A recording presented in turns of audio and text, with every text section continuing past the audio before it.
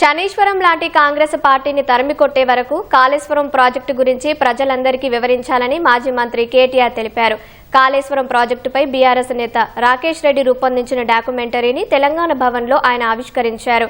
KCR CM అయ్యేదాకా తెలంగాణ రైతులు కన్నీళ్లు తప్ప సాగునీరు చూడలేదని అన్నారు. కాళేశ్వరం ప్రాజెక్టులో 85 పిల్లర్లలో 2 పిల్లర్లు కుంగితే మొత్తం ప్రాజెక్టు కొట్టుకుపోయిందని కాంగ్రెస్ నేతలు మాట్లాడుతున్నారని మండిపడ్డారు. రేవంత్ రెడ్డి ప్రభుత్వం కమిషన్ పేరుతో 3 కోట్ల ప్రజాధనాన్ని వృధా చేసి కొండను తవ్వి ఎలుకను కూడా పట్టుకోలేకపోయిందని కేటీఆర్ ఎద్దేవా చేశారు. అక్బరుద్దీన్ ఓవైసీ గారు లేచి 4 ప్రశ్నలు అడిగినాడు.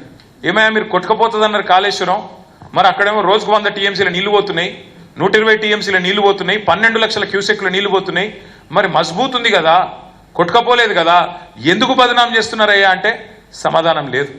22 నెలలైంది, ఎందుకు రిపేర్ చేస్తలేవు? నీ ఇల్లు కట్టుకున్నాక ఇంటికి 3 ఏళ్ల తర్వాత ఒక ఎక్కడో చిన్న క్రాకో చిన్న పొక్కనో పడితే దాన్ని రిపేర్ చేసుకుంటావా లేదా? 22 నెలలైంది, ఎందుకు రిపేర్ చేయలేదయ్యా అని ఓవైసీ గారు అడిగితే సమాధానం రాదు. అట్లాగే ఆయన ఇంకొక ముఖ్యమైన ప్రశ్న అడిగిండు.